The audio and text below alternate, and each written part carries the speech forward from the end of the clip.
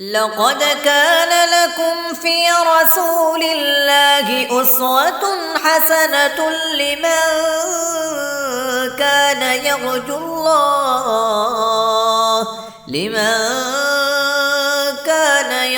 الله واليوم الآخر وذكر الله كثيرا۔ آج ہمارا لیسن نمبر 21 ہے، حدیث نمبر 16 ہے، ٹھیک ہے۔ بابن حلاوت الایمان۔ اچھا، یہاں پر کچھ مسنگ ہے، ٹھیک ہے۔ بعض اوقات عربی زبان میں جب لکھتے ہیں تو جملے میں بعض چیزیں اگر بہت ہی اوبویس ہوتی ہیں کہ یہاں پر یہ لفظ آنا ہے تو اس کو لکھتے نہیں ہیں، اس کو شارٹ کر دیتے ہیں۔ ہر زبان میں ہوتا ہے، اردو میں بھی ایسے کرتے ہیں، لیکن ریئلائز نہیں کرتے اس لیے کہ وہ ہماری زبان ہے۔ تو یہاں پر حلاوت الایمان، یہاں پر کچھ مسنگ ہے۔ ہمیں پتہ کیسے چل رہا ہے؟ دیکھیے، عربی کا جملہ کبھی بھی کسرہ والے لفظ سے نہیں شروع ہوتا، ٹھیک ہے۔ حلاوتی، تا کے نیچے کیا ہے؟ کسرہ ہے۔ تو کسرہ جو ہے وہ جملے کے پہلے لفظ کے نیچے نہیں ہوتا۔ اگر آیا ہے تو پھر یہاں پر ہمیں یہ اشارہ ملتا ہے کہ یہاں پہ کچھ مسنگ ہے، ٹھیک ہے، کوئی لفظ ڈراپ کر دیا گیا ہے۔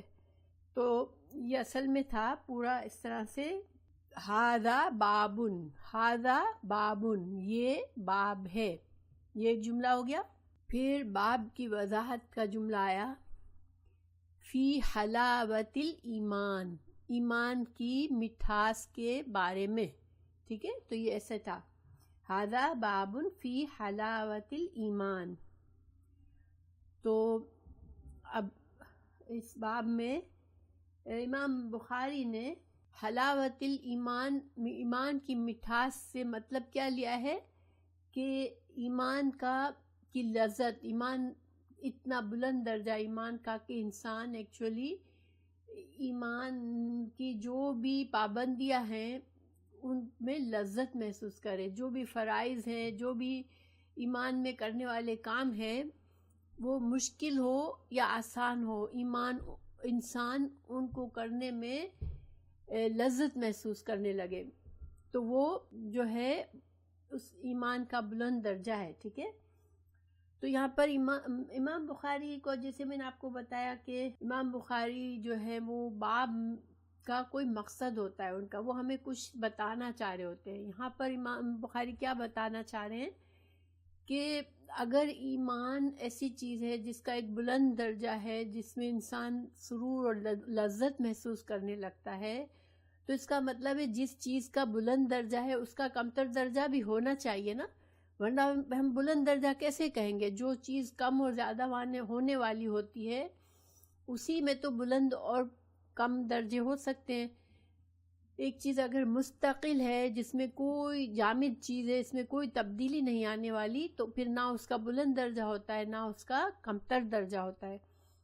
تو امام بخاری یہاں ہمیں یہ بتانا چاہ رہے ہیں کہ چونکہ ایمان کا بلند درجہ ہوتا ہے، جیسے کہ اس حدیث میں آپ صلی اللہ علیہ وسلم نے لفظ استعمال کیا کہ اس شخص نے ایمان کی لذت کو محسوس کیا، تو گویا کہ اس کا مطلب ہے کہ ایمان کی مٹھاس ایک ہے جو کہ ایمان کو بلند درجے کے لوگ، جن کا ایمان بلند درجے کا ہوگا، صرف وہی محسوس کر سکتے ہیں۔ تو پھر ایمان جو ہے وہ ایک جامد چیز نہیں ہے، ٹھیک ہے، ایمان گھٹنے اور بڑھنے والی چیز ہے، یہ امام بخاری نے یہاں باب میں ثابت کیا۔ تو کیوں امام بخاری اس بات پر بہت زیادہ زور دیتے ہیں؟ دیکھیے، یہ بات بار بار آتی ہے کہ ایمان جو ہے وہ جامد چیز نہیں ہے، ایمان بڑھنے گھٹنے والی چیز ہے، اعمال سے اس پر اثر آتا ہے، انسان کے اچھے اعمال، نیک اعمال، انسان کے اچھے اخلاق، اچھی عادات، یہ ساری چیزیں ایمان کو بڑھاتی ہیں۔ تو یہ بار بار اس بات پہ اتنا اسٹریس کیوں کرتے ہیں امام بخاری کہ دیکھیں شروع سے ہی، یعنی کہ آپ کو پتہ ہے کہ حضرت عثمان رضی اللہ عنہ کو بھی مسلمانوں ہی نے مارا تھا، جو خود کو مسلمان کہتے تھے انہوں نے ہی شہید کر دیا۔ حضرت علی کو جس گروہ نے شہید کیا وہ اس شخص نے، وہ مسلمان تھا مگر اس نے کعبہ کے پاس جا کے وعدہ کیا کہ میں حضرت علی کو شہید کروں گا، اور اس کے نزدیک وہ اچھا کام کر رہا تھا حالانکہ وہ مسلمان تھا۔ تو کیوں ایسا ہوا؟ کیونکہ ان کے عقیدہ خراب تھا۔ اس زمانے میں یہ خارجیہ عقیدہ کے لوگ تھے جو کہ بہت ایکسٹریمسٹ تھے، کہ وہ ان کے نزدیک کسی سے کوئی غلط کام ہوا، کسی مسلمان سے اس نے کبیرہ گناہ کر لیا تو وہ خارج اسلام ہے، اور اس کو قتل کرنا نہ صرف واجب ہے بلکہ اجر و ثواب کا کام ہے۔ تو یہ اتنی ساری خرابیاں آج بھی دیکھیں، جو ایکسٹریمسٹ ہیں، جو مسلمانوں کو مسلمان مار دیتے ہیں، وہ کیوں کرتے ہیں ایسا؟ وہ تو خود مسلمان اگر ہیں تو پھر کیوں ایسا کرتے ہیں؟ کیونکہ ان کا عقیدہ خراب ہے۔ وہ جو اس زمانے میں جو گمراہ عقیدے کے لوگ پیدا ہوئے، تو وہ ان عقیدوں کے نام تو اب نہیں ہیں، جیسے خارجیہ، مرجیہ، جہمیہ تھے، اور اس طرح کے کئی گروہ بن گئے تھے جنہوں نے ایمان کی حقیقت، ایمان کی تعریف کی ڈیفینیشن ایمان کی غلط سمجھی،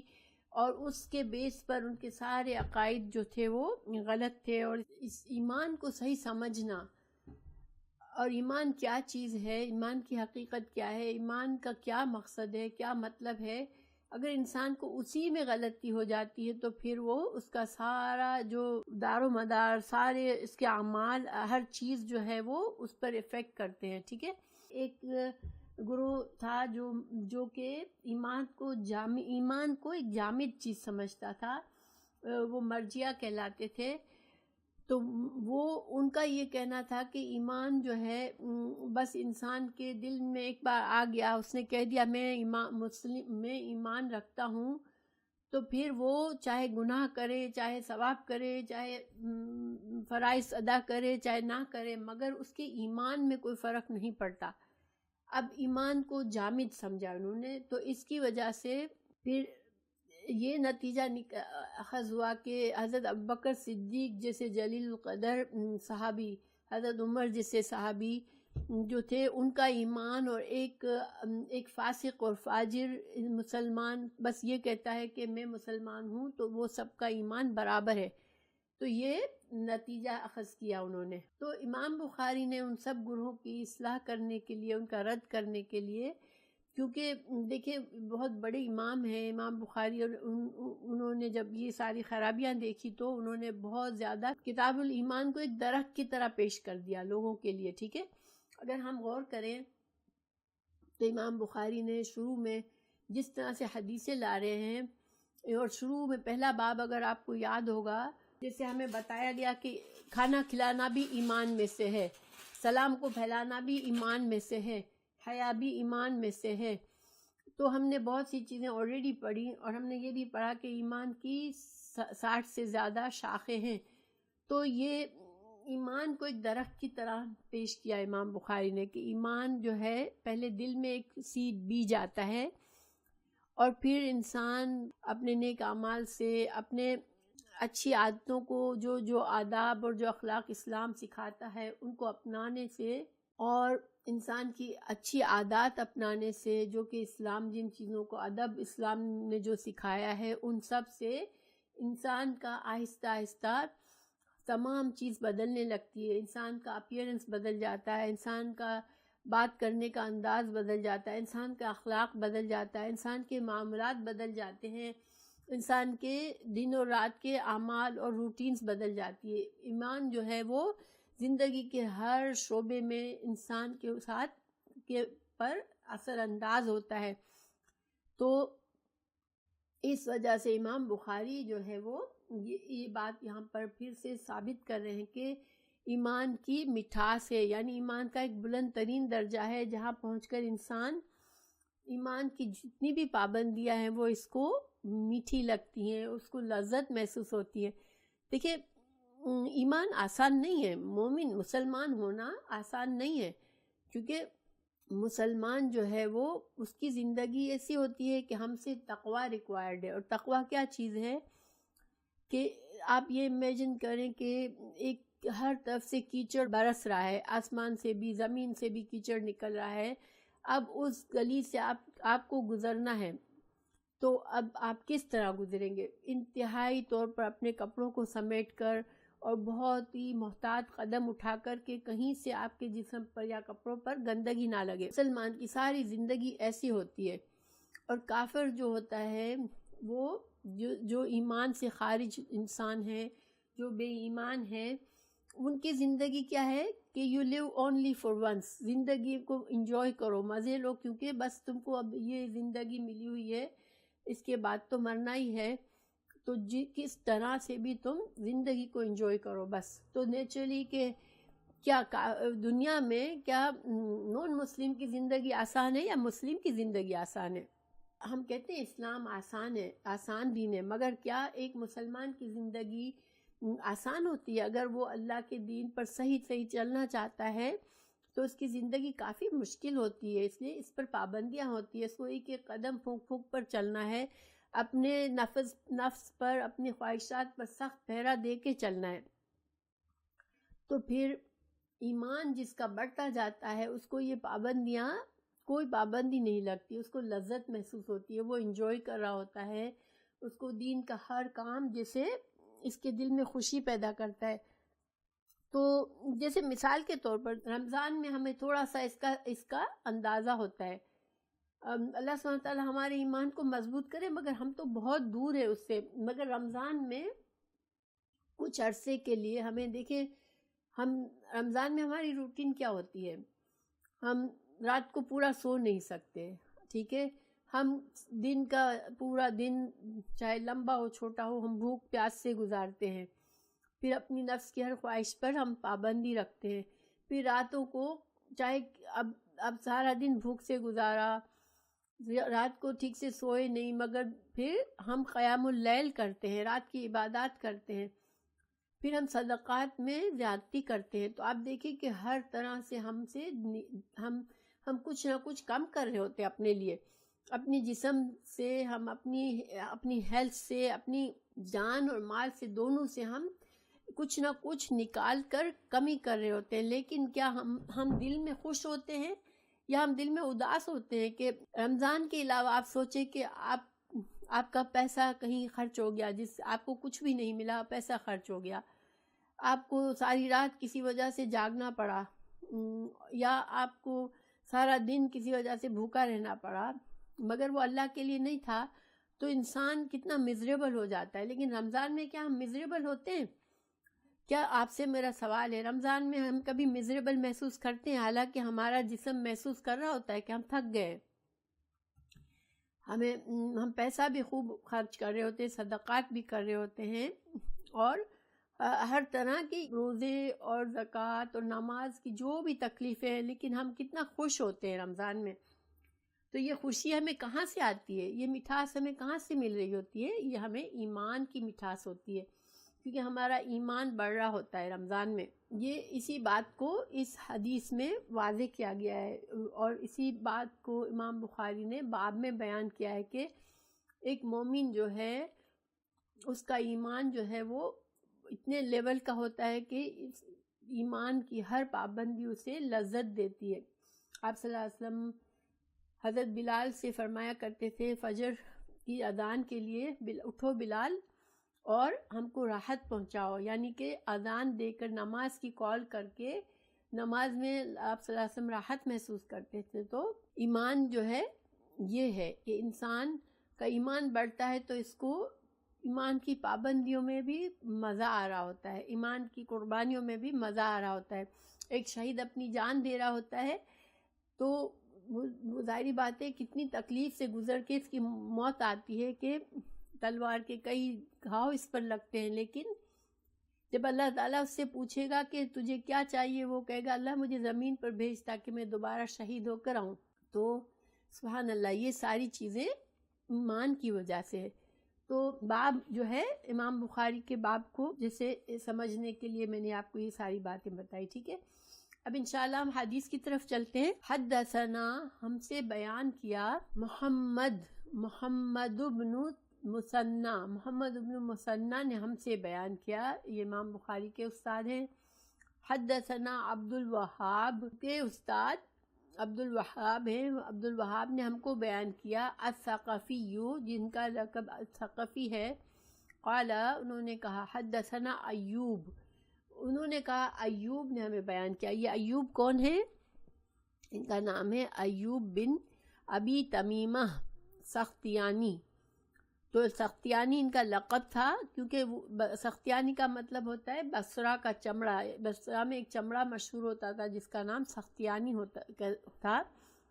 تو چونکہ یہ جو تھے محدث بھی تھے، لیکن یہ چمڑے کے، بصری چمڑے کے تاجر بھی تھے، ٹھیک ہے۔ پچھلے اس زمانے کے محدثین سب کا اپنا پیشہ ہوتا تھا اور ساتھ ساتھ اپنا روزی کمانے کا ذریعہ بھی ہوتا تھا، ٹھیک ہے۔ انہوں نے کہا ابی قلابہ سے۔ ابی قلابہ کون ہے؟ ابو قلابہ عبداللہ بن زید بن عمر بصری ہیں، یہ بصری راوی ہیں، اس حدیث کے سارے راوی بصری ہیں، ٹھیک ہے۔ تو یہ تو ہو گئی سند۔ اب حدیث پر آتے ہیں۔ ان انس، انس رضی اللہ عنہ اس کے راوی ہیں اس حدیث کے، اور ان النبی، وہ نبی صلی اللہ علیہ وسلم سے بیان کرتے ہیں، ثلاثن، تین چیزیں، من جو، کننا ہے، فیہی اس میں، وجدا اس نے پا لیا، حلاوت الایمان مٹھاس ایمان کی، یعنی جس کے اندر یہ تین خصلتیں ہیں، جس مومن میں ہے، جس انسان کے اندر یہ تین خصلتیں ہیں، تین خوبیاں ہیں، اس کو ایمان کی مٹھاس اس نے پالی۔ نمبر 1 کیا ہے؟ ان یکونا، کہ ہو، اللہ اللہ، ورسولہ اور اللہ کے رسول صلی اللہ علیہ وسلم، احبا سب سے زیادہ محبوب، الیہ اس کی طرف، یعنی اس کے لیے، مما اس میں سے جو، سواہما ان دونوں کے علاوہ ہے، یعنی اللہ اور اللہ کے رسول صلی اللہ علیہ وسلم کی محبت جو ہے باقی کائنات کی ہر چیز سے زیادہ ہو اس شخص کے لیے، یہ نمبر 1 خصوصیت ہے۔ نمبر 2 خصوصیت، وَأَن يُحِبَّ کہ وہ شخص محبت کرے، المرء کسی انسان سے، لا يحبہ نہیں وہ محبت کرتا اس سے، الا مگر، للہ اللہ کی خاطر، اللہ کی خاطر وہ لوگوں سے محبت کرتا ہے، وَأَن اور یہ کہ، یکرہا وہ ناپسند کرتا ہے، ان یعودا کہ وہ لوٹ جائے، فی الکفر کفر میں، کما جیسا کہ، یکرہو وہ ناپسند کرتا ہے، ان یقذفا کہ ڈالا جائے، فی النار آگ میں۔ تو ترجمہ کیا ہوا، میں یہاں سے پڑھ لیتی ہوں۔ نبی کریم صلی اللہ علیہ وسلم سے آپ نے فرمایا 3 خصلتیں ایسی ہیں جس میں یہ پیدا ہو جائے، اس نے ایمان کی مٹھاس کو پا لیا۔ نمبر 1 یہ کہ اللہ اور اس کا رسول اس کے نزدیک سب سے زیادہ محبوب بن جائیں۔ دوسرے یہ کہ وہ کسی انسان سے محض اللہ کی رضا کے لیے محبت رکھے۔ تیسرا یہ کہ وہ کفر میں واپس لوٹنے کو ایسا برا جانے جیسا کہ آگ میں ڈالے جانے کو برا جانتا ہے۔ تو یہ تین خصوصیات اگر ہیں کسی کے اندر، تو اس نے پھر کیا، ایمان کی مٹھاس کو پا لیا۔ اچھا، اب ایمان کو اللہ رسول اللہ صلی اللہ علیہ وسلم نے یہاں پر مٹھاس، میٹھی چیز سے تشبیہ دی ہے، تو اس کی تھوڑا سی وضاحت ہم سمجھتے ہیں کہ میٹھی چیز عام طور پر لوگوں کے لیے پسندیدہ ہوتی ہے۔ دیکھیں بہت کم لوگ ہوتے ہیں جو سویٹ کو ناپسند کرتے ہیں، میٹھے ذائقے کو ناپسند کرتے ہیں، ورنہ ایون چھوٹے سے بچہ بھی ایک ہوتا ہے تو وہ بھی میٹھی چیز کی طرف زیادہ اٹریکٹ ہوتا ہے۔ تو میٹھی چیز تو اب یہاں پر کیا مطلب ہوا کہ ایمان جو ہے، ایمان ایسی چیز ہے کہ وہ ایک میٹھی چیز کی طرح ہے، ٹھیک ہے، میٹھی چیز جو کہ سب کو پسند ہونی چاہیے، ٹھیک ہے، اس کا ذائقہ سب کو محسوس ہونا چاہیے۔ ایمان ایسی چیز ہے، اس میں لذت ہے، سکون ہے، انسان کے لیے مزہ ہے، مگر ہر کوئی کیا پا سکتا ہے؟ ہر کوئی ایمان کو اس طرح لے سکتا ہے؟ ہر مسلمان جو ہے وہ ایمان کا اتنا زیادہ شوقین ہوتا ہے کہ ایمان سے اس کو لذت آ رہی ہوتی ہے. ایمان کی پابندیاں جو بھی ہیں، ایمان کے تقاضے جو بھی ہیں، ایمان کے تحت جو بھی ہمیں کہا گیا، پابندیاں لگائی گئیں، جو ہمیں فرائض دیے گئے، جو ہمیں عبادات دی گئی، جو ہمیں اخلاق کی پابندیاں دی گئیں، جو ہمیں معاملات کے اندر ہمیں رکاوٹیں ڈالی گئیں، تو کیا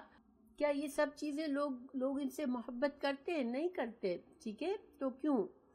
تو اس کو ہم اس طرح سے سمجھ سکتے ہیں کہ شہد، دیکھو شہد ایک میٹھی چیز ہے، ٹھیک ہے، اس میں کوئی شک نہیں کہ شہد میٹھی چیز ہے، مگر بعض مریض ایسے ہوتے ہیں کہ ان کا ذائقہ اتنا خراب ہو جاتا ہے کہ اس کو شہد بھی کڑوا لگتا ہے.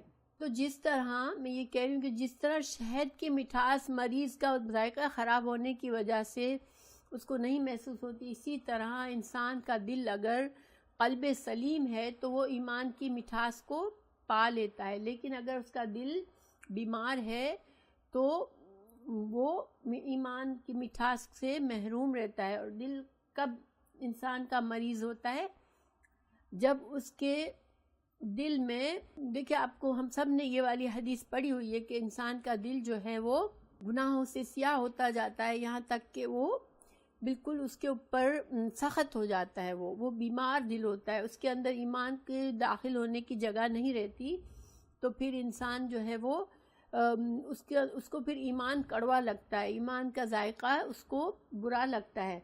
لیکن بہت سارے درجات ان بٹوین ہے، ایک تو انسان کا قلب سلیم ہے اور ایک انسان کا قلب مریض ہے، بیمار دل ہے. ان کے درمیان بہت سے دل ہوتے ہیں جو کہ ہاف وے ہوتے ہیں. تو جیسے ہم لوگ اگر ہم سوچیں، آج مسلمانوں کو ہم دیکھیں تو اس میں بہت کم مسلمان آپ کو ایسے نظر آئیں گے جو کہ اس درجے کا ایمان رکھتے ہیں جو ہمیں اس حدیث میں ہمیں بتایا جا رہا ہے. تو ہم جو ہے وہ میڈیم میں، ہم جو ہے کچھ اس طرف ہے کچھ اس طرف ہے، کیونکہ ہماری زندگی میں بہت سی چیزیں ہم ایمان کے تقاضوں کے مطابق نہیں کر رہے ہیں. ٹھیک ہے، اللہ سبحانہ تعالیٰ ہمیں کر دے، ہمارے دلوں کو قلب سلیم میں تبدیل کر دے. لیکن ایمان جو ہے وہ ایک میٹھی ذائقہ دار چیز ہے. ایمان کی جتنی پابندیاں ہیں، ایک مومن کو ایمان کی پابندیاں خوشی دیتی ہے. اگر دیکھیں ہم کبھی ہمیں محسوس ہوتا ہے، ہم نماز بہت اچھی کبھی پڑھتے ہیں اور نماز پڑھنے کے بعد اتنی دل میں خوشی ہوتی ہے، وقت پر نماز پڑھ لی، خشوع اور خضوع کے ساتھ پڑھی تو ہمیں بہت ہی اندر سے خوشی سی محسوس ہوتی ہے. اسی طرح روزہ رکھتے ہیں، اچھی طرح روزہ رکھا، روزے کے تمام چیزوں کا احتیاط کیا تو روزے میں بھی خوشی محسوس ہوتی ہے. اسی طرح زکوٰۃ، صدقات، کوئی بھی نیکی کا کام، اچھے اخلاق، کسی کی مدد کرتے ہیں تو ہمیں دل میں خوشی محسوس ہوتی ہے. کیوں؟ کیونکہ یہ ہمارا ایمان کا ایک درجہ بڑا ہو جاتا ہے، ایک درجہ ہمارا ایمان بڑھ جاتا ہے تو ہم ایمان کی لذت کو محسوس کرنے لگتے ہیں. تو 3 چیزیں اس حدیث میں ہمیں بتائی گئی کہ جن سے انسان کا ایمان جو ہے وہ کامل ہو جائے گا، انسان کے لیے لذت محسوس ہوگی ایمان میں. تو وہ یہ 3 چیزیں جو اگر ہمارے اندر آ گئے تو یہ حدیث جو ہے وہ اصل میں جڑ ہے، اصل ہے، اصل عظیم ہے.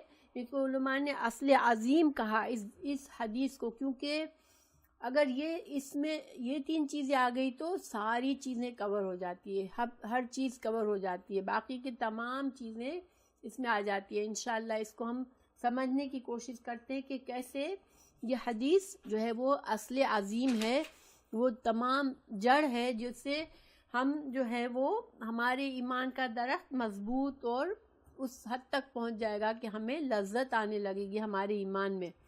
تو ہم اس کو 1 by 1 سمجھتے ہیں انشاءاللہ. تو سب سے پہلی بات ہے اللہ اور رسول صلی اللہ علیہ وسلم کی محبت. تو دیکھیں ہم انشاءاللہ اللہ کی محبت کو دیکھیں گے پہلے، پھر رسول اللہ صلی اللہ علیہ وسلم کی محبت کو ہم پیچھے حدیث میں کچھ سمجھا ہے، کچھ تھوڑا سا اور بات کریں گے. اللہ کی محبت کیا چیز ہے؟ اصل میں انسان کہتا ہے کہ میں اللہ سے محبت کرتا ہوں، تو کیا مطلب ہے؟ تو اس کا ثبوت، سب سے بڑا ثبوت یہ ہے کہ توحید کامل، انسان کو یقین ہو کہ میرا رب صرف اللہ ہے، ربوبیت میں، اللہ کی ربوبیت میں توحید، تو ربوبیت میں توحید کیسے ہو سکتی ہے کہ ہمیں یقین ہو کہ اللہ نے مجھے پیدا کیا اور وہی میرے تمام معاملات کا مالک اور مدبر ہے، وہی مجھے جو بھی فائدے ملتے ہیں دنیا کے وہ صرف اللہ سبحانہ تعالیٰ ہی دے سکتا ہے، اور جو بھی مجھے تکلیفیں آتی ہیں ان سے صرف اللہ سبحانہ تعالیٰ ہی مجھے نکال سکتا ہے، اور مجھے اللہ ہی کی طرف واپس جانا ہے، اور اللہ ہی مجھے آخرت میں میرے معاملات کے مطابق میرا حساب کرے گا اور مجھے اپنی رحمت میں جگہ دے گا۔ تو اگر ہمیں اللہ سبحانہ تعالیٰ کی ربوبیت کا اس حد تک ہمیں یقین ہے تو اس کا ثبوت ہمارے اعمال سے پتہ چلے گا۔ کیسے؟ کہ جب ہمیں اتنی زیادہ ہمیں یقین ہے کہ اللہ ہی سے ہمیں سارے فائدے ہمارے اللہ ہی سے حاصل ہیں، تو پھر ہماری محبت، ہماری عبادات، ہماری جو وفاداری اور فرما برداری بھی پھر اللہ ہی کے لیے ہونی چاہیے۔ یعنی کہ توحید ربوبیت کو سمجھ کر انسان توحید الوہیت کو اپنا سکتا ہے۔ توحید الوہیت کیا ہے؟ کہ بندے کی طرف سے اللہ کی طرف جو چیزیں جاتی ہیں، بندے کی عبادات، بندے کی دعائیں، بندے کے جتنے بھی نیک اعمال، وہ سب کچھ جو ہے وہ اللہ کی طرف جائے۔ ہماری عبادات کا کوئی اور مرکز نہیں ہے، ہماری محبت کا الٹیمیٹ محبت کا مرکز کوئی اور نہیں ہے اللہ کے سوا، ہماری ساری دعائیں اللہ ہی سے ہے۔ اگر انسان کو یہ یقین ہو، پکا یقین ہو کہ میرے تمام معاملات کا مالک اللہ ہی ہے، اللہ ہی خالق ہے، مالک ہے، مدبر ہے، تو خود بخود پھر کہیں بھی شرک کی گنجائش نہیں رہتی کہ کوئی نبی، کوئی فرشتہ، کوئی جن، کوئی دیوی، کوئی دیوتا، کوئی مذہبی پیشوا ہماری عبادات اور عقیدت کا وہ مقام نہیں لے سکتا جو اللہ سبحانہ تعالیٰ کا مقام ہے۔ ٹھیک ہے؟ تو مذہبی پیشواؤں کی بات ماننی چاہیے، مگر کب؟ جب وہ ہمیں اللہ سے جوڑے۔ اگر مذہبی پیشوا انسان کو گمراہ کرتا ہے تو پھر اس مذہبی پیشوا کو ہمیں نہیں ماننا۔ ہمیں یہ سکھایا گیا کہ ہم دین کو علم اور دلائل کے تحت لیں، قرآن اور حدیث کے دلائل کے بیس پر ہم دین کو قبول کریں۔ اگر کوئی مذہبی پیشوا ہمیں قرآن اور حدیث سے ہٹ کر کسی چیز کی طرف بلا رہا ہے تو وہ ہمیں نہیں ماننا۔ بعض تو نہیں بلکہ بہت سارے مسلمان خود کو مسلمان تو سمجھتے ہیں، لیکن ان کو یہ عقیدہ ہے ان کا کہ ہم کسی پیر سے، کسی اعلیٰ مقام شخصیت سے پناہ ڈھونڈے، ان سے مرادیں مانگے، ان سے ایسی استعانت کی امید رکھے جیسے رب سے مانگی جاتی ہے۔ استعانت کیا ہوتی ہے؟ اللہ سے ہمیں پتہ ہے کہ اللہ سبحانہ تعالیٰ کسی سبب کا محتاج نہیں ہے، ہمیں بظاہر کوئی ذریعہ نظر نہیں آتا، لیکن اللہ چاہے تو ہماری مدد کہیں غیب سے کر سکتا ہے، مگر بندے صرف اسباب کے ذریعے مدد کر سکتے ہیں۔ جیسے ڈاکٹر ہے تو صرف دوا سے علاج کرے گا، اور دوا کس نے بنائی؟ اللہ نے بنائی۔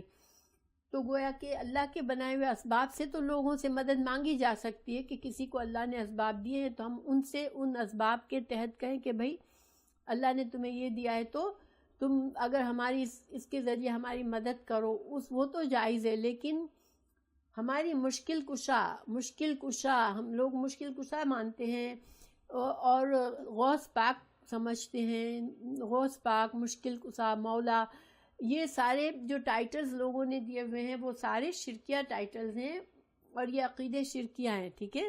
تو جب انسان جو ہے اگر اللہ سے واقعی میں محبت ہے تو شرک سے بالکل اسے کے قریب بھی نہیں جانا۔ اللہ تعالیٰ نے ہمیں یہ بات قرآن میں بھی سمجھائی۔ جو لوگ اللہ کے سوا دوسروں کو شریک کرتے ہیں وہ اپنے ان شریکوں سے اتنی محبت کرتے ہیں جتنی اللہ کا حق ہے، بلکہ اس سے بھی زیادہ محبت کرتے ہیں۔ لیکن مومن جو ہیں شدید ترین محبت کرتا ہے اللہ سے۔ تو اللہ سبحانہ تعالیٰ نے ہمیں اس آیت میں بھی یہی سمجھایا کہ تم اگر مومن ہو تو تمہاری شدید ترین محبت صرف اللہ کے لیے ہونی چاہیے۔ اللہ تعالیٰ ہمیں اللہ سے محبت کرنے والا بنائے اور اللہ سبحانہ تعالیٰ ہم سے محبت کرے، کیونکہ اس کی دعا بھی ہے، یعنی اس کی کافی دعائیں ہیں، ایک نہیں بہت سی دعائیں ہیں کہ اللہ سبحانہ تعالیٰ سے ہمیں وہ مانگنی چاہیے کانشیسلی کہ اللہ ہم سے محبت کرے۔ ایک پیاری حدیث ہے کہ اگر اللہ بندے سے محبت کرتا ہے تو کیا فائدہ ہوتا ہے اس کو، دنیا کا بھی کیا فائدہ ہے۔ دیکھیں ابو ہریرہ کی حدیث ہے ترمذی کی کہ جب اللہ سبحانہ تعالیٰ کسی بندے سے محبت کرتا ہے تو حضرت جبرائیل سے فرماتا ہے کہ اے جبرائیل میں اس فلاں بندے سے محبت کرتا ہوں تو تم بھی اس سے محبت کرو۔ پھر حضرت جبرائیل جو ہے وہ آسمان کے فرشتوں میں منادی کر دیتے ہیں کہ اللہ اس بندے سے محبت کرتا ہے تو تم سب بھی اس سے محبت کرو۔ پھر اس شخص کی محبت زمین والوں میں ڈال دی جاتی ہے تو زمین والے بھی اس سے محبت کرتے ہیں۔ سبحان اللہ، دیکھیں اللہ سبحانہ تعالیٰ اگر ہم سے محبت کرے تو پھر ہمیں کیا چاہیے، پھر ہمیں کچھ نہیں چاہیے، ٹھیک ہے۔ ہمارے تمام معاملات پھر اللہ کے حوالے تو ہیں، لیکن جب اللہ ہم سے محبت کرے گا تو پھر ہمارے لیے ایک خاص سکون اور مٹھاس اور ہمارے لیے اطمینان ہے۔ تو پھر یہ اللہ کی محبت ہے۔ اللہ سبحانہ تعالیٰ ہمیں ایسی محبت دے جو اس میں ہم سے ریکوائرڈ ہے۔ تو اللہ سبحانہ تعالیٰ سب کو سمجھنے کی توفیق دے۔ پھر رسول اللہ صلی اللہ علیہ وسلم کی محبت کی پچھلی 2 احادیث ہم نے پڑھی جس میں آپ صلی اللہ علیہ وسلم کی محبت جو ہے وہ ریکوائرڈ ہے تمام چیزوں سے زیادہ، تمام انسانوں سے زیادہ، والد اور والدین، والد اور اولاد سے زیادہ۔ تو گویا پھر تمام والد اور اولاد کو کہہ کر تمام چیزوں سے، تمام لوگوں کی محبتوں سے زیادہ رسول اللہ صلی اللہ علیہ وسلم کی محبت ریکوائرڈ ہے ایمان کے لیے۔ تو اس کو ہم نے تھوڑا بہت پڑھا تھا اور ہم نے یہ سمجھا تھا، یہ خلاصہ تھا پچھلی 2 احادیث کا کہ رسول اللہ صلی اللہ علیہ وسلم کی اطاعت اور فرما برداری ہی اصل میں یہی آپ صلی اللہ علیہ وسلم کی محبت کی نشانی ہے کہ انسان آپ صلی اللہ علیہ وسلم کی اطاعت اور فرما برداری کرے، آپ کی سنت کو سمجھے، پڑھے، علم حاصل کرے اور اس کی پیروی کرے، اور رسول اللہ صلی اللہ علیہ وسلم کے اسوہ حسنہ کو جانے، سیکھے اور اپنے اندر وہ اخلاق اور عادات پیدا کرنے کی کوشش کریں، اور رسول اللہ صلی اللہ علیہ وسلم کے دیدار کی خواہش دل میں رکھنا، یہ بھی آپ سے اور دنیا میں بھی اور جنت میں بھی آپ صلی اللہ علیہ وسلم کے دیدار کی خواہش دل میں رکھنا کہ ہمیں سچا خواب آئے کہ ہم آپ صلی اللہ علیہ وسلم کو دیکھیں انشاءاللہ، اور ہمیں آخرت میں آپ صلی اللہ علیہ وسلم کا دیدار اور قربت نصیب ہو۔ تو یہ ساری چیزیں جو ہیں وہ آپ صلی اللہ علیہ وسلم کی محبت کی نشانیاں ہیں۔ اور میں نے یہ بھی بتایا تھا کہ محبت کے دعوے تو بہت لوگ کرتے ہیں، لیکن بغیر علم کے محبت کے لیے معرفت ضروری ہے۔ انسان اگر کسی کو سمجھتا ہی نہیں ہے کہ ہمیں کیوں محبت کرنی ہے اور محبت سے کیا مطلب ہے، تو پھر انسان گمراہ ہوتا ہے، اور وہ جس طرح سے آج کل محبت کا دعویٰ کر کے بہت گناہ کے کام کیے جاتے ہیں۔ ربیع الاول منانے کے وقت بھی بہت سارے نان اسلامک شرکیہ طریقے اختیار کرتے ہیں، یا بہت سی آپ صلی اللہ علیہ وسلم کے لیے نعتیں لکھتے ہیں جس میں شرکیہ باتیں ہوتی ہیں۔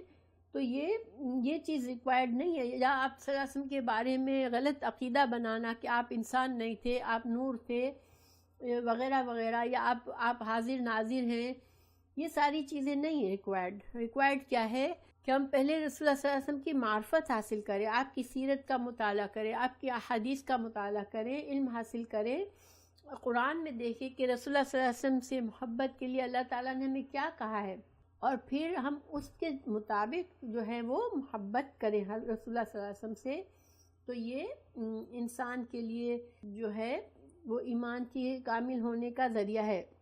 دیکھیے بعض لوگ مذہبی پیشواؤں کی اندھی تقلید کرتے ہیں کہ یہ ہمارے امام کی بات ہے، اب ہم ان امام کی بات سے ہم مقلد ہیں، ہم ان سے تقلید سے ہم ہٹ نہیں سکتے۔ اب ان کو بالکل کوئی بات کے صحیح حدیث سامنے آتی ہے جو کہ امام کے فتوے سے اپوزٹ ہوتی ہے، تو وہ کہتے ہیں ہاں حدیث تو صحیح ہے مگر ہم مجبور ہیں، ہم مقلد ہیں۔ دیکھیں یہ مجبوری اللہ نے نہیں ڈالی ہے، ٹھیک ہے۔ انسان کو ایسا ہونا چاہیے کہ دین کو صحیح سمجھے، سیکھے، اور یہ یقین رکھے کہ آپ صلی اللہ علیہ وسلم کی طرف سے جو علم آیا ہے، اس کے علاوہ جو بھی علماء ہیں، جو مذہبی پیشوا ہیں، انہوں نے اگر اخلاص سے دین کا کام کیا، اللہ تعالیٰ کے لیے کے پاس ان کا اجر ہے اور ہمیں ان کو فالو کرنا ہے، مگر اس وقت تک جب تک اللہ اور اللہ کے رسول صلی اللہ علیہ وسلم کی بات کے خلاف ان کی بات نہ ہو۔ اور ہر انسان، ہر عالم ایک انسان ہوتا ہے اور اس کے علم محدود ہوتا ہے، کہیں نہ کہیں اس سے غلطی ہو سکتی ہے۔ اپنے امام کو اس قدر کامل سمجھنا کہ رسول اللہ صلی اللہ علیہ وسلم کی صحیح حدیث پر بھی تم اس کو بھی ٹھکرا دیتے ہو، تو یہ بہت خطرناک بات ہے، ٹھیک ہے۔ ہمیں اگر ہم دین حاصل کر رہے ہیں تو ہمیں یہ یقین رکھنا ہے کہ ہمیں تمام علماء کی عزت ضرور کرنی ہے اور ان سے فائدہ ضرور اٹھانا ہے، مگر کسی امام کو اس طرح سے ان کی تقلید کرنا کہ اندھا دھن آنکھیں بند کر کے کہ بس یہ میرے امام کی بات ہے، بس میں اس سے نہیں ہٹ سکتا، ہم سے یہ ایمان کے خلاف ہے، ٹھیک ہے۔ جو قرآن اور حدیث کی تعلیمات ہمیں دی گئی ہے اس کے خلاف ہے یہ کہ ہم اندھی تقلید کریں۔ اللہ سبحانہ تعالیٰ نے فرمایا قرآن میں کہ جو مومن ہے وہ آنکھیں بند کر کے اللہ کی آیتوں پر نہیں گرتے، ٹھیک ہے۔ کیا مطلب ہے کہ انسان دین کو صحیح طرح سے سیکھے، علم حاصل کرے، پھر اس پر عمل کرے اور اس کو پھر آگے بڑھائے۔ تو بہرحال یہ رسول اللہ صلی اللہ علیہ وسلم کی محبت ہمیں مست ہے۔ آج بھی اگر صحیح احادیث ہمارے سامنے آتی ہیں اور ہم بہت سالوں سے ایک بات کر رہے تھے جو کہ صحیح نہیں تھی اور ہمیں نہیں پتہ تھا، تو اب ہمیں تردد نہیں ہونا چاہیے۔ آج ہم میں بھی یہ خرابی ہے۔ دیکھیے بار بار ہم سمجھتے ہیں کہ اچھا یہ طریقہ رائج ہے ہمارے اندر کہ ہم یہ رسم و رواج کرتے ہیں ہماری شادیوں میں، ہمارے موت میت میں، ہمارے معاملات میں، لیکن یہ تو ہمارے قرآن حدیث کے خلاف ہے۔ ہم سمجھ جاتے ہیں، پڑھ لیتے ہیں، مگر ہم اپنا طریقہ نہیں بدلتے کیونکہ ہم اس کے عادی ہیں، اور ہم کیسے بدلیں، یہ تو یہی یہاں کا دستور ہے، یہی طریقہ ہے، ہم سب سے الگ ہو جائیں گے۔ نہیں، ہمیں یہ کوئی کنسرن نہیں ہونا چاہیے۔ ہمیں اگر ہر انسان، ہر مسلمان اگر اس طرح سے دین سیکھے گا انشاءاللہ تو ویسے ہی بدعات اور غلط طریقے ہٹ جائیں گے معاشرے میں سے۔ لیکن ہم ان کے بعد بھی اگر ضد کر کے انہی غلط طریقوں پر رہیں گے تو پھر کہاں سے بگاڑ دور ہوگا، اور پھر ہمارے لیے مشکل ہو جائے گی۔ اگر ہم کبھی اصلاح نہیں کریں گے تو پھر ایونچولی یا تو ہم دنیا سب سے الگ کٹ جائیں گے یا پھر ہم ان کے جیسے بن جائیں گے، ٹھیک ہے۔ تو ہمارا فرض ہے کہ ہم غلط طریقوں کے خلاف، اگر ہمارے اندر ہمت نہیں ہے تو کم از کم ہم ان میں شامل ہونا چھوڑ دیں، اور اگر ان میں شامل ہوتے ہیں تو اس نیت سے ہوں کہ ہم اصلاح کریں گے انشاءاللہ۔ تو اللہ سبحانہ تعالیٰ ہمیں سمجھ دے کہ اگر ہم یہ چھوٹی چھوٹی باتوں کو چھوٹا سمجھتے ہیں مگر یہ بہت بڑی بڑی ہماری طرف سے کوتاہیاں ہیں جو ہمارے ایمان کو ناقص کرتی ہے، ٹھیک ہے۔ تو ہمیں اپنی ایمان کی اسی طرح حفاظت کرنی ہے جیسے دیکھیں ہم سمجھتے ہیں ہمیں ہمارے جسم کی حفاظت کرنی ہے، ہم سمجھتے ہیں ہمیں اپنی صحت کا خیال رکھنا ہے، ہم سمجھتے ہیں ہمیں اپنی صفائی کا خیال رکھنا ہے۔ کیوں؟ اگر ہم نہیں کریں گے تو ہم بیمار ہو جائیں گے، ہماری صحت خراب ہو جائے گی۔ تو ہم اپنی جسمانی صحت کا خیال رکھتے ہیں، ہماری روحانی صحت کا، ہمارے ایمان کا ہمیں اتنا ہوش نہیں ہوتا۔ لیکن اگر ایمان خراب ہو گیا، ہمارا دل خراب ہو گیا، تو پھر ایمان جیسی میٹھی چیز بھی ہمارے لیے کڑوی لگتی ہے اور ہمیں دین کے تمام معاملات بہت مشکل لگتے ہیں۔ ہمیں نمازیں پڑھنا، ہمیں دین کے لیے کوئی چھوٹی سے چھوٹی قربانی دینا بھی ہمیں مشکل لگے گا۔ لیکن آسان کب ہوتا ہے؟ جب ہمارا دل صاف، چمکدار، شفاف ہے، جو کہ ایمان کی مٹھاس کو سمجھتا ہے، تو ہمیں اللہ کا کوئی حکم مشکل نہیں لگے گا۔ اللہ سبحانہ تعالیٰ ہماری مدد فرما دے اور ہم سب کے ایمان کی حفاظت کرنے کی ہمیں توفیق دے، اور اللہ تعالیٰ ہمارے ایمان کو وہ ہمیں ایمان کی مٹھاس سمجھا دے، ہمارے اندر ایمان کی مٹھاس کو داخل کر دے انشاءاللہ۔ تیسرا پوائنٹ، حدیث کی دوسری خصلت، ٹھیک ہے۔ دوسری خصلت یہ کہ اللہ کی خاطر لوگوں سے محبت کرنا۔ اس کا کیا مطلب ہے اللہ کی خاطر لوگوں سے محبت کرنا؟ تو دیکھیں اس میں یہ بھی ہو سکتا ہے کہ جو لوگ جن کی کمپنی ہمیں اللہ سے قریب کریں، ایسے لوگوں سے زیادہ اپنا تعلق بڑھانا، ان سے محبت کرنا، ان کے ساتھ وقت گزارنا، اور ہماری نیت کیا ہو کہ ان کی صحبت سے ہمارا ایمان بڑھے گا، ہمارا اللہ سے قربت بڑھ جائے گی۔ تو ایک تو یہ مطلب ہے، ٹھیک ہے، کہ دیندار لوگوں سے محبت کرنا اور اللہ والوں کے قریب ہونے کی خواہش رکھنا، کیونکہ انشاءاللہ میں ابھی حدیث سے بتاؤں گی کہ یہ محبت ہمارے لیے کتنی فائدہ مند ہے. نیک لوگوں سے محبت کرنا ہمارے لیے بہت فائدہ مند ہے. تو اللہ سبحانہ تعالیٰ ہمیں وہ جذبہ دے کہ ہم نیک لوگوں سے محبت کریں. دیکھیے آج معاشرے میں الٹا ہو گیا ہے سب کچھ. لوگ اس کے پیچھے بھاگتے ہیں جس کے اندر تکبر ہے، جو اپنے آپ کو بڑا بنا سوار کے تکلف کے ساتھ لوگوں کے سامنے پیش کرتا ہے، جس کے معاملے بڑے پرتکلف ہوتے ہیں، جو بڑا اکڑتا ہے. لوگ اس کی طرف تو بہت اٹریکٹ ہوتے ہیں. لیکن دیکھا جائے اگر آج دنیا میں بڑا کون ہے، فلم اسٹارز وغیرہ کون سا بڑا تیر مارا ہے انہوں نے، لیکن لوگ ان کے فین ان کے لیے کتنا مرتے ہوتے ہیں. اسی طرح بہت سے مشہور شخصیات جو دنیا کی وجہ سے مشہور ہے، اسپورٹس میں لوگ فین بن جاتے ہیں اور ان کے لیے کتنا مرتے ہیں ان سے قریب ہونے کے لیے، ان کو دیکھنے کے لیے. مگر اس سے کیا فائدہ ہے؟ نہ دنیا کا فائدہ نہ دین کا فائدہ. لیکن جو دیندار لوگ ہیں عام طور پر ان کو بیچاروں کی صحبت کو کوئی پسند نہیں کرتا. کہیں محفل ہے تو وہ کوشش کرتے ہیں کہ ان سے ذرا ہٹ کے بیٹھے ہم. تو اللہ سبحانہ تعالیٰ ہم الٹے جا رہے ہیں. اللہ تعالیٰ ہماری مدد فرمائے اور ہمیں سیدھا راستہ دکھائے. بیکاز آج کے مسلمان جو ہے وہ الٹے پھرے ہوئے ہیں. ان کی محبت، ان کی اٹریکشن جو ہے وہ کمپلیٹ اس کا رخ ہی بدل گیا ہے. دوسرا مطلب کیا ہے؟ دوسرا مطلب ہم یہ لے سکتے ہیں کہ جو ہمارے طبعی رشتے ہیں، ٹھیک ہے، جو ہمارے رشتے دار ہیں، ہمارے والدین ہیں، ہمارے بہن بھائی ہیں، ان سے، اور جو مسلمان بھائی ہیں ان سے اللہ نے ہمیں محبت کرنے کا حکم دیا ہے، ان سے جوڑ کر رہنے کا حکم دیا ہے. لیکن بعض اوقات یہ رشتے نبھانا بہت مشکل ہوتا ہے. بعض اوقات ان رشتوں میں ہمیں اتنی اذیتیں ملتی ہیں کہ ہم تھک جاتے ہیں ان سے. لیکن اگر ہم یہ سوچیں اللہ نے ہمیں کہا ہے، ہم اللہ کے لیے کر رہے ہیں، تو ہمیں ان کی طرف سے پہنچنے والی تکلیفیں بہت دکھ نہیں دیں گی اور ہمارا دل بڑا ہوگا اور ہم ان سے وہی محبت کا، احسان کا معاملہ کریں گے انشاءاللہ. تو یہ دوسروں کے لیے، اللہ کی خاطر محبت کرنا. اب اللہ کی خاطر محبت کرنے کے بڑے فائدے ہیں. میں نے آپ کو سپورٹنگ حدیث بھیجی ہیں، میں ایک دو آپ کو پڑھ کے بتاتی ہوں. نمبر 1 ہے، رسول اللہ صلی اللہ علیہ وسلم نے فرمایا، یہ ابو داؤد کی حدیث ہے اور اس کو ابو ذر نے روایت کیا ہے. رسول اللہ صلی اللہ علیہ وسلم نے فرمایا، افضل الاعمال میں سے ہے کہ اللہ کی خاطر محبت رکھنا اور اللہ کی خاطر بغض رکھنا. ٹھیک ہے. نمبر 2 حدیث ہے، یہ بخاری کی حدیث ہے. ایک شخص نے اللہ کے رسول سے صلی اللہ علیہ وسلم سے قیامت کے بارے میں پوچھا تو آپ نے فرمایا، تم نے اس کی کیا تیاری کی ہے؟ اس نے کہا، کچھ بھی نہیں مگر یہ کہ میں اللہ اور اللہ کے رسول سے محبت رکھتا ہوں. تو رسول اللہ صلی اللہ علیہ وسلم نے فرمایا، تو انہی کے ساتھ ہوگا جن سے تو محبت رکھتا ہے. حضرت انس اس راوی ہیں اس حدیث کے، تو انہوں نے کہا، اپنا کامنٹ کیا کہ جب آپ صلی اللہ علیہ وسلم نے یہ بات کہی تو ہمیں اتنی زیادہ خوشی ہوئی جس کی کسی اور بات سے خوشی نہیں ہوئی تھی. اور انہوں نے کہا کہ مجھے اب یقین ہو گیا کہ میں رسول اللہ صلی اللہ علیہ وسلم کے ساتھ اور حضرت ابوبکر کے ساتھ اور حضرت عمر کی کمپنی میں ہوں گا انشاءاللہ، کیونکہ میں ان سے بہت محبت کرتا ہوں. اور اگر ہمارے دل میں دیکھیں، اگر ہم ایسے آپ صلی اللہ علیہ وسلم سے ایسی محبت کریں، اگر ہم نیک لوگوں سے محبت کریں تو انشاءاللہ ہم نیک لوگوں کے ساتھ ہوں گے.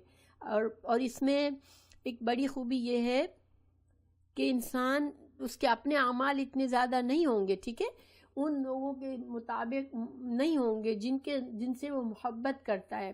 بڑے بڑے لوگ ہیں، ظاہر ہم کہاں پہنچ سکتے ہیں ان کے درجات کے اعمال کو، لیکن اللہ سبحانہ تعالیٰ ہمیں پھر بھی ان کے ساتھ ملا دے گا. ہم اپنے اعمال سے بڑے درجات نہیں حاصل کریں گے تو ہم اپنی ان سے سچی محبت کرنے سے اور ان کے طریقے پر ہم اپنی زندگی کو ڈھالنے کی کوشش کرنے کی وجہ سے انشاءاللہ ہم ان کے ساتھ ہو جائیں گے. تو ایک اور حدیث ہے، ایک شخص نے رسول اللہ صلی اللہ علیہ وسلم سے کہا، اس حدیث کے بھی راوی انس ہے اور یہ بخاری کی حدیث ہے، کہ قیامت کب آئے گی؟ آپ صلی اللہ علیہ وسلم نے پوچھا، تو نے اس کی کیا تیاری کی ہے؟ اس شخص نے کہا، میں نے بہت ساری نمازیں اور روزے اور صدقات تو نہیں کیے ہیں، مگر میں اللہ اور اللہ کے رسول سے محبت رکھتا ہوں. تو رسول اللہ صلی اللہ علیہ وسلم نے فرمایا کہ تم انہی کے ساتھ ہوگے جن سے محبت رکھتے ہو. تو گویا کہ اس حدیث سے ہمیں پتہ چلتا ہے کہ ہمارے اعمال میں کچھ کمی بھی ہوگی، لیکن اللہ سبحانہ تعالیٰ ہمیں اپنی سچی محبت، اگر ہماری رسول اللہ صلی اللہ علیہ وسلم سے اور نیک لوگوں سے، اللہ کی خاطر ہم نیک بندوں سے محبت کریں گے، اور محبت کا معیار دیکھیں، یہ یاد رکھیں کہ محبت جو ہے وہ اطاعت اور فرما برداری اور ان کے طریقے کی پیروی ہے، ٹھیک ہے۔ محبت جھوٹے اشعار کہنے کی نہیں ہے کہ ہم نے بڑے اشعار کہہ دیے ان کے بارے میں اور ہم نے بڑے دعوے کر دیے، زبانی محبت نہیں۔ اگر واقعی ہمارے دل میں محبت ہوگی تو ہم ان کی طرح بننے کی کوشش کریں گے انشاءاللہ، تو ہمارے باقی اعمال چاہے کم بھی ہوں گے لیکن اللہ تعالی ہمارے درجات بلند کر دے گا انشاءاللہ۔ پھر ایک حدیث ہے، رسول اللہ صلی اللہ علیہ وسلم نے فرمایا، جو شخص اپنے مومن بھائی سے اللہ کی خاطر محبت رکھتا ہے، اس کو چاہیے کہ وہ اپنے اس بھائی سے کہہ دے کہ میں تم سے اللہ کی خاطر محبت کرتا ہوں، اور اللہ ان دونوں کو جنت میں داخل کرے گا، اور اس شخص کا ایک درجہ بلند ہوگا جس نے اللہ کی خاطر اپنے بھائی سے محبت کی، اس شخص سے جس سے محبت کی گئی۔ یعنی اگر ہم واقعی میں مثال کے طور پر کسی بڑے دین کی خدمت کرنے والے بندے، بہت پاکیزہ اعمال کرنے والے، بہت ہی اچھے بزرگ کی محبت ہمارے دل میں، ٹھیک ہے، اب ہم ان کو جانتے ہیں اس لیے ہمارے دل میں ان کی محبت ہے، ہمیں ان کے دین کی وجہ سے، ان کے اعمال کی وجہ سے ہم سے محبت ہم ان سے کر رہے ہیں، تو یہ ہماری محبت اللہ کی خاطر ہے، مگر وہ ہمیں نہیں جانتے، وہ ان کے دل میں ہماری اتنی محبت نہیں ہوگی ظاہر ہے۔ اب ہم ان سے کہتے ہیں کہ ہمیں آپ سے اللہ کی خاطر محبت ہے، تو ہمارے اس کہنے پر اللہ سبحانہ تعالیٰ ایک درجہ ہمیں بلند دے گا کہ ہم نے اللہ کی خاطر ان سے محبت کی، ٹھیک ہے، تو سبحان اللہ، دیکھیں یہ محبت کے فائدے ہیں۔ پھر 5ویں حدیث ہے کہ ایک شخص سے حضرت انس کی ہے، آپ صلی اللہ علیہ وسلم کے پاس ایک شخص تھا، تو ایک اور شخص وہاں سے گزرا، تو اس شخص نے کہا یا رسول اللہ صلی اللہ علیہ وسلم، میں اس شخص سے محبت رکھتا ہوں۔ رسول اللہ صلی اللہ علیہ وسلم نے فرمایا تو نے اس کو بتایا؟ تو اس شخص نے کہا نہیں۔ آپ صلی اللہ علیہ وسلم نے فرمایا تو تم اس کو بتا دو۔ تو اس شخص نے دوسرے شخص سے کہا میں تم سے اللہ کی خاطر محبت رکھتا ہوں۔ اس شخص نے کہا کہ وہ ذات تم سے محبت کرے جس کی خاطر تو مجھ سے محبت رکھتا ہے۔ اس حدیث سے ہمیں کیا پتہ چلا کہ اگر واقعی ہم کسی سے اللہ کی خاطر محبت کرتے ہیں تو ہم اس کو بتا دیں کہ میں تجھے اللہ کی خاطر تم سے محبت کرتا ہوں۔ اس کا فائدہ کیا ہوگا کہ اس شخص کو بھی فائدہ ہوگا انشاءاللہ، اور وہ اگر ہمیں دعا دے گا یا ہمیں کہے گا کہ میں بھی تم سے اللہ کی خاطر محبت کرتا ہوں، تو دونوں کے درجات بلند ہوں گے، دونوں کو اللہ تعالیٰ اچھی جزا دے گا۔ اور ایک حدیث میں کہ 7 خوبیاں ہیں جس سے اللہ کے عرش کا سایہ ملے گا، اس میں سے ایک یہ ہے کہ ایک انسان صرف اللہ کی رضا کے لیے اپنے مومن بھائی سے محبت کرتا ہے۔ سبحان اللہ، یہ ساری حدیث ہمیں کیا بتاتی ہیں کہ ہماری محبت کا معیار ہمیں چیک کرنا چاہیے، ہمیں کن لوگوں کی طرف اٹریکشن ہوتا ہے، جن کی طرف ظاہر انسان اٹریکٹ ہوتا ہے ان سے محبت کرتا ہے، لیکن اگر ہمارا معیار یہ نہیں ہے کہ ہم اللہ کی خاطر محبت کریں، اور اس کی نشانی کیا ہے کہ جن لوگوں کے ساتھ ہمارا ایمان بڑھتا ہے تو وہ پھر اللہ کی خاطر محبت ہوتی ہے، ان لوگوں سے ہم اس لیے ملنا پسند کرتے ہیں کہ ان سے مل کر ہمارا ایمان بڑھتا ہے، اللہ کی قربت حاصل ہوتی ہے، تو یہ ہمارے لیے ایک نشانی ہے کہ ہاں واقعی میں ہماری محبت اللہ کی خاطر ہے، ٹھیک ہے۔ تو اللہ کی خاطر نیک لوگوں سے محبت رکھنے کے فائدے، نمبر 1 انسان کا ایمان بڑھتا ہے، نمبر 2 اللہ کی قربت محسوس ہوتی ہے، نمبر 3 اچھے کاموں کی رغبت پیدا ہوتی ہے، نمبر 4 نافرمانی کے کاموں سے اور بے فائدہ باتوں سے، غفلت سے ہم انسان بچ جاتے ہیں، اور ہمارا وقت، نمبر 5 ہمارا وقت ضائع ہونے، وقت کا ضیاع سے ہم بچ جاتے ہیں، کیونکہ ہمارا وقت کوئی نہ کوئی اچھی بات کرنے میں لگتا ہے، کیونکہ جب ہم کسی سے ملتے ہیں تو نیچرلی گفتگو ہو رہی ہوتی ہے، اور گفتگو ہماری وہی ہوتی ہے جو ہمیں پتہ ہوتا ہے کہ کامن انٹرسٹ کیا ہے ہمارے درمیان۔ تو ہم کسی سے دنیا دار سے ملتے ہیں تو ہماری باتیں دنیا کی ہوتی ہیں، ہم دین دار سے ملتے ہیں تو ہماری باتیں دین کی ہوتی ہیں، گویا ہمارا سارا وقت جو ہے وہ ضائع نہیں ہوا بلکہ فائدہ مند ہوا۔ جبکہ دوسرے مقام ہم کسی دنیا دار سے وقت گزارتے ہیں، تفریح کے لیے ملتے ہیں، تو وہ ہمارا وقت اس وقت ضائع ہو گیا، اس میں ہم نے کچھ نہیں کمایا آخرت کے لحاظ سے۔ تو ہم کیسے پہچانے؟ تو دیکھیں ہم جس سے دوستی کرتے ہیں تو ہم دیکھیں، غور کریں کہ ہماری دوستی کی وجوہات کیا ہیں، ہم کس بات پر اس پرسن کو ترجیح دیتے ہیں۔ اگر 2 لوگوں سے ہماری دوستی ہے، 2 میں سے ہم ایک کو ترجیح دے رہے ہیں تو ہم کہ یہ میری بیسٹ فرینڈ ہے، تو یہ میری بیسٹ فرینڈ کیوں ہے، ہم نے کس وجہ سے اس کو بیسٹ فرینڈ بنایا ہے دوسرے کے مقابلے میں۔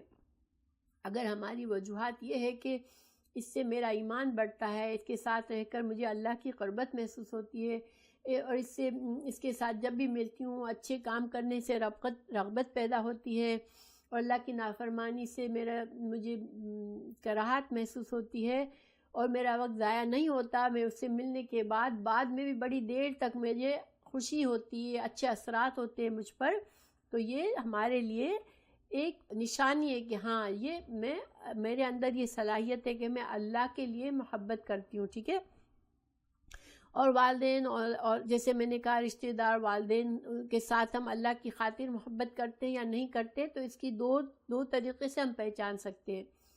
نمبر 1، ان کی طرف سے اگر تکلیفیں اور ہمیں پریشانی ملتی ہے لیکن ہمیں پتہ ہے کہ ہم ان سے اچھا کر رہے ہیں، تو ہم اللہ کی خاطر اچھا کرتے رہتے ہیں، تو اس کا مطلب ہے کہ ہماری محبت اللہ کے لیے ہے۔ اور دوسری بات یہ ہے کہ ہمارے یہ سارے پیارے پیارے رشتوں میں سے اگر کوئی بھی ہمیں اللہ کی نافرمانی کے کام کی طرف ضد کرتا ہے، ہمیں لے جاتا ہے، ہم اس کی وجہ سے ہم وہ کام کرتے ہیں جو حالانکہ ہمارا دل میں کھٹک ہو رہی ہوتی ہے کہ مجھے یہ نہیں کرنا چاہیے۔ اور اس کی سمپل سی مثال شادی بیاہ کی رسومات ہیں۔ ماں باپ بہت سے کہتے ہیں کیا کریں، بچے نہیں مانتے، ہمیں پتہ ہے یہ چیزیں نہیں ہونی چاہیے شادی بیاہ میں، لیکن ہم کرتے ہیں۔ تو یہ اگر ہم کسی رشتے کی وجہ سے اللہ سے دور کرنے والا کوئی کام کر رہے ہیں، اللہ سبحانہ تعالیٰ کی ناراضگی کا کوئی کام کر رہے ہیں، تو یہ ہماری ان سے محبت کیا ہے، یہ اللہ کی خاطر نہیں ہے، ہمارے نفس کی خاطر ہے۔ تو یہ جو ہے نمبر 2 پوائنٹ انشاءاللہ کمپلیٹ ہوا۔ اللہ سبحانہ تعالیٰ ہماری ساری محبتیں اللہ کی خاطر کر لیں۔ ہم شوہر اور بیوی بھی اگر اللہ کی خاطر ایک دوسرے سے محبت کریں گے، حالانکہ ان کے درمیان محبت کی اور بہت سی ریزنز ہو سکتی ہیں، لیکن اللہ کی خاطر اگر محبت ہے تو کیا ہوگا کہ ہم اپنے حقوق پر کم نظر رکھیں گے، ہم اللہ نے ہم پر جو ذمہ داریاں اس رشتے کے تحت ڈالی ہم اس پر زیادہ نظر رکھیں گے۔ کیونکہ ہمارا مقصد اللہ کو راضی کرنا ہوگا۔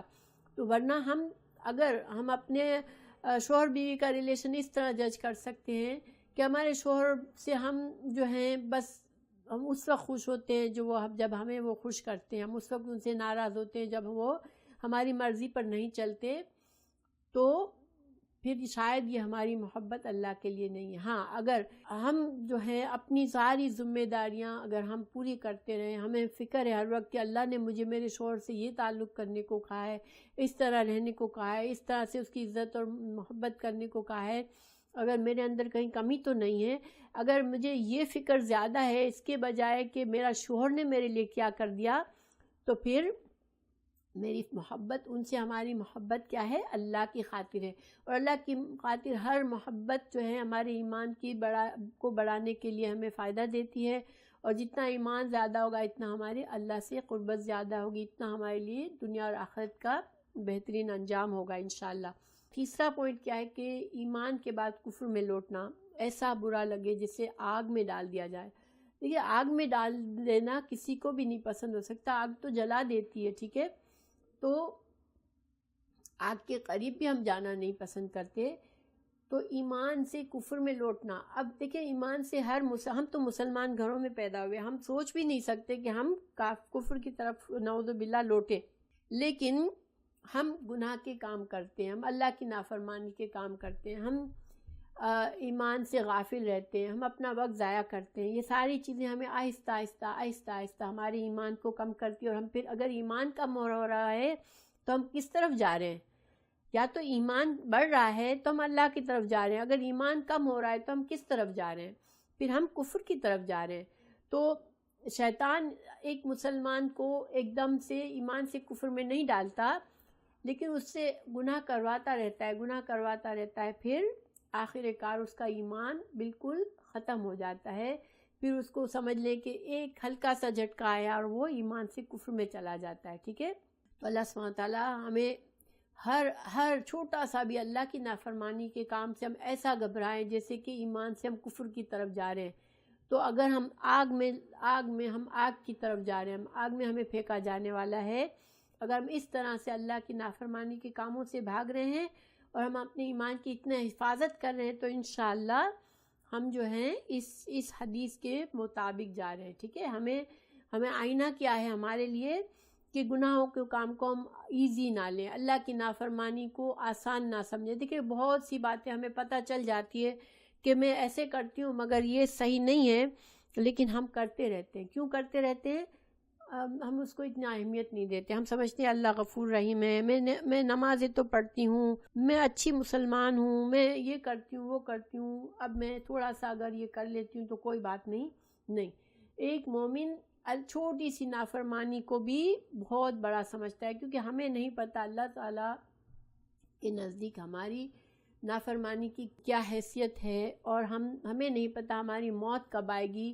اگر ہم نافرمانی کی حالت میں مرتے ہیں تو پھر اسی حالت میں اٹھایا جائے گا انسان. اللہ ہمیں محفوظ رکھے. تو اللہ سبحانہ تعالیٰ ہمیں اس حدیث کو اچھی طرح سمجھنے کی توفیق دے اور اس پر عمل کرنے والا بنائے انشاءاللہ. یہ حدیث پر، صرف ایک حدیث پر ہم عمل کر لیں گے پوری طرح سے تو ہمارا ایمان کامل ہو جائے گا انشاءاللہ، اور ساری دنیا کے سارے معاملات اس کے اندر آ جائیں گے انشاءاللہ. کیونکہ محبت ہی انسان کی ہے، اٹریکشن ہی ہے جو انسان کو غلط راستے پہ لے جاتا ہے، اور محبت یہ جو انسان کو صحیح راستے پہ لے جاتی ہے. تو یہ حدیث ہمیں ہماری محبت پر چیک رکھنے کے لیے بہت ہی عمدہ حدیث ہے، اور یہ ایمان کی جڑ ہے. ہمارا ایمان کو اللہ تعالیٰ مضبوط کرے انشاءاللہ.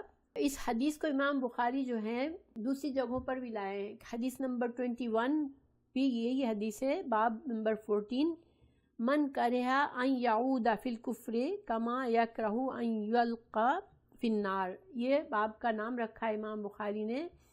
تو امام بخاری نے اس باب سے یہ واضح کیا ہے کہ اگر ایمان میں داخل ہو کر انسان کے دل میں اللہ کی سچی محبت آ جائے تو پھر انسان اس محبت کو کسی حال میں نہیں چھوڑتا. ایمان کی وجہ سے ہر تکلیف برداشت کرتا ہے اور اپنے نفس کے خلاف مجاہدہ کر کے بھی اس محبت کی حفاظت کرتا ہے. اب ہمارے لیے سوال ہے کیا ہم یہ کرتے ہیں؟ اور اگر نہیں کرتے تو پھر ہمیں بہتر ہے کہ ہم اپنے ایمان کی فکر کریں. ٹھیک ہے. دوسری بات یہ ثابت ہوئی، دوسری جگہ پر یہ ثابت کیا کہ تمام پاکیزہ عادات اور اعمال اور دین پر استقامت یہ سب اس ایمان میں داخل ہے اور یہ اللہ سے محبت کی علامت ہے. حدیث نمبر 6041 میں کتاب الادب باب حب فی اللہ، محبت صرف اللہ ہی کی ہے. تو امام بخاری نے یہ ثابت کیا ہے کہ اصل محبت صرف اللہ ہی کے لیے، پھر باقی ساری محبتیں اس لیے ہے کہ ہمیں اللہ سے محبت ہے، اور وہ محبتیں ہمارا مقصد یہ ہونا چاہیے کہ ہر دوسری محبت صرف اس لیے ہو کہ وہ ہمیں اللہ سے قریب کرے. ٹھیک ہے. پھر امام بخاری نے 6941 کتاب الاکراہ زبردستی یہ باب میں، تو اس میں جس نے کفر کو قبول کرنے کے خلاف مار کھانا، قتل کیے جانا، ذلیل ہونا قبول کر لیا، تو یہ ایمان کے اعلیٰ درجے کے ثبوت میں امام بخاری نے پیش کیا ہے کہ انسان کا ایمان اتنا زیادہ ہے کہ وہ اپنی جان تک کوئی ایسے قتل بھی کر دے لیکن وہ ایمان سے نہیں پھرتا. اور ہمیں مثال کیا ہے؟ حضرت بلال کی مثال ہے جو کتنی اذیتیں برداشت کر کے بھی احد احد پکارتے رہتے تھے. اسی طرح پہلے شہید اسلام کے جو ہیں عمار بن یاسر کے والدین، ان کو بھی اذیتیں دے کے مار دیا گیا صرف اس لیے کہ انہوں نے ایمان سے پھرنے سے منع کیا. اللہ سبحانہ تعالیٰ ہمارے ایمان کی ہمیں قدر سمجھنے کی توفیق دے. دیکھیں دنیا ختم ہو جائے گی، ہمیں نہیں پتہ ہم کب چلے جائیں گے. ٹھیک ہے. ہر نئے دن ہم دیکھتے ہیں کوئی جوان چلا جاتا ہے، کوئی اچھا بھلا تندرست چلا جاتا ہے، کوئی بیمار ہو کے جاتا ہے، کوئی چھوٹی عمر میں جاتا ہے، کوئی بڑی عمر میں جاتا ہے. ہمیں نہیں پتہ ہم کب جائیں گے، اور ہمارا جو بھی وقت ہے آخرت کے لیے کچھ کمانے کے لیے وہ آج ہے. آج ہم بہت زیادہ غلط چیزوں میں، اپنا غلط محبتوں میں ہمارا وقت ضائع کر دیتے ہیں. ہماری محبت جو ہے بہت ہی بڑا ٹول ہے ہمارے لیے اللہ سے قریب کرنے کا. تو ہماری محبت پر چیک رکھنا بہت ضروری ہے کہ ہماری ہر محبت صرف اللہ اور اللہ کے رسول کی خاطر ہو.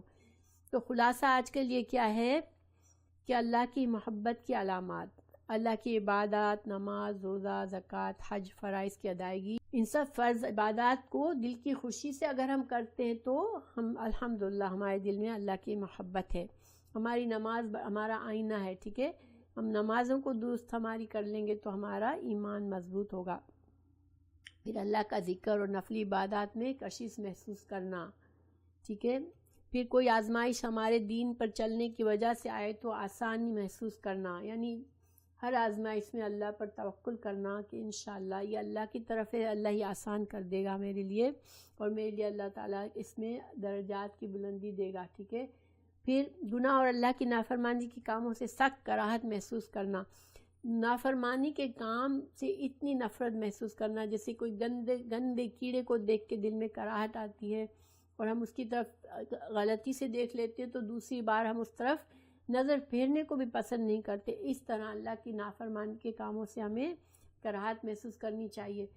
دیکھیں ایک بات مجھے بڑی حیرت انگیز لگتی ہے کہ ہم بہت سی چھوٹی چھوٹی باتیں سمجھتے ہیں، پراپر ڈریسنگ نہ کرنا، میوزک سننا، بے حیائی کی چیزیں دیکھنا، انٹرٹینمنٹ میں وقت ضائع کرنا، بہت سی چیزیں ہمارے معاشرے میں اتنی عام ہے. سود اتنا عام ہے، مورگیج کے بغیر لوگ نہیں رہتے، اور یہ بھی ذرا سا بھی دل میں کھٹکتا بھی نہیں ہے. یہ سارے گناہ ہمارے دل میں کھٹکتے بھی نہیں ہیں. ہم نہ اپنے آپ کو بالکل نہیں بدلنے کو تیار ہیں. ہم پڑھتے ہیں، سنتے ہیں، جانتے ہیں اور جیسے کچھ سمجھا ہی نہیں. تو اللہ سبحانہ تعالیٰ ہمیں ایسی جھٹائی سے محفوظ رکھے. اللہ تعالیٰ ہمیں ہمارے دلوں کو ڈرنے والا بنائے کہ ہم فوراً سے اچھی چیز کو قبول کر لیں. آمین. پھر گناہ اور نافرمانی کے کاموں سے سخت کراہت محسوس کرنا، اللہ کے دیدار اور جنت کی خواہش ہو دل میں اور اس کے لیے ہر کوشش کرنا اور دعائیں کرنا، ٹھیک ہے. یہ ہمیں اگر یہ چیزیں ہمارے اندر ہے تو یہ انشاءاللہ یہ ہمارے ایمان کی، اللہ کی محبت کی علامات ہے. گویا ہم اللہ سے محبت کرتے ہیں. پھر رسول اللہ صلی اللہ علیہ وسلم کی محبت کے علامات کیا ہیں کہ رسول اللہ صلی اللہ علیہ وسلم کی سیرت اور اسوہ حسنہ کو سیکھنے اور اس کو اپنی زندگی میں اپنانے کی خواہش اور کوشش کرنا، ٹھیک ہے. صحیح حدیث کے علم کے بعد کسی بھی غلط طریقے کو فوراً چھوڑ دینا، پھر اس پر نہ اٹکے رہنا کہ وہ نہیں ہم تو ہمیشہ سے کرتے آئے، ہم کیسے چھوڑیں، سارے لوگ تو کر رہے ہیں، کیا ہوگا، ہمارے لیے مشکل ہو جائے گی. نہیں، ہم نے صحیح حدیث پڑھ لی، ہمیں یہ کام نہیں کرنا تو نہیں کرنا بس. پھر چاہے بچپن سے ہم لا علمی میں غلط طریقوں پر عادی تھے، ہمیں فوراً چھوڑ دینا چاہیے. رسول اللہ دیکھیں، صحابہ کرام کی مثالیں دیکھیں.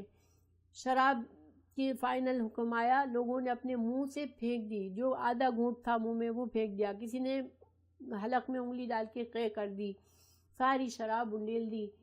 اسی طرح قبلے کو بدلنے کا رخ آیا تو اتنا بھی انتظار نہیں کیا کہ ہم رکوع میں ہیں تو کم از کم اٹھ تو جائیں، رکوع کی حالت میں اپنی ڈائریکشن چینج کر لی. یہ صحابہ کرام تھے، ہمارے لیے مثالیں بھری ہوئی ہیں. مگر ہم اللہ سبحانہ تعالیٰ ہم مسلمانوں کو توفیق دے کہ ہم بہت لائٹ لیتے ہیں اپنے دین کو. پھر رسول اللہ صلی اللہ علیہ وسلم کے دیدار کی خواہش ہو دل میں، آخرت میں بلند درجات حاصل کرنے کی خواہش ہو کہ ہم رسول اللہ صلی اللہ علیہ وسلم کی قربت حاصل کریں گے. کسی امام کی اندھی تقلید کرنے سے بچیں. جہاں ہمیں حدیث سے پتہ چل جائے کہ نہیں یہ امام کا فتویٰ صحیح نہیں تھا، صحیح حدیث کے مطابق نہیں ہے، تو ہمیں ذرا سا بھی جھجک نہ ہو اور ہم صحیح حدیث کو قبول کر لیں انشاءاللہ.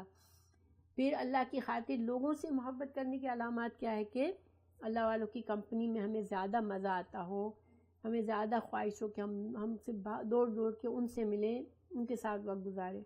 پھر دوسری ہماری دوستی کا معیار دینداری کی بنیاد پر ہو. پھر ان سے ملنے کی خواہش جن کے ساتھ ملنے سے اللہ کی قربت محسوس ہو.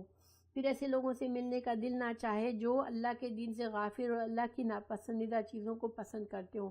ایسی محفل میں اگر مجبوراً جانا پڑے تو بھی فوراً جلد انسان نکلنے کی کوشش کرے. جہاں لوگ غافل ہیں، اللہ کی پسند ناپسند سے انہیں کوئی مطلب نہیں ہے، تو یہ ایسی محفلوں میں ہمیں بھی برا اثر آئے گا، ہم بھی غافل ہو جائیں گے. اللہ کی خاطر محبت کرنے میں یہ بھی ہے کہ اللہ نے جن رشتوں کو جوڑنے کو کہا ہے، جن سے محبت کرنے کو کہا ہے، ان سے تکلیف بھی پہنچے تو بھی ہم اللہ کی خاطر ان سے احسان کا رویہ کریں. پھر نمبر 4 کفر میں لوٹنے سے کراہت جو ہے ہر اس محفل ہر اس طریقے سے سخت بیزاری ہو جو ہمارے ایمان کو کم کرے اور اللہ کی یاد سے غافل کرے، اور ایمان کم ہو تو بے چین ہو جائے، جب کہیں ہمارا ایمان ہمیں کم محسوس ہو تو ہم پریشان ہو جائیں اور فوراً کوئی صدقہ کریں، اچھی نماز پڑھیں، دعا کریں، تسبیح کریں، لیکن اپنے ایمان کو پھر سے تازہ کر لیں انشاءاللہ۔ تو الحمدللہ ہماری آج کی حدیث پوری ہوئی۔ اللہ سبحانہ تعالیٰ بہت ہی عمدہ حدیث ہے، اللہ تعالیٰ ہمیں اس حدیث کو یاد کرنے کی توفیق دے اور اس کو اپنی زندگی میں اپنانے کی توفیق دے، آمین۔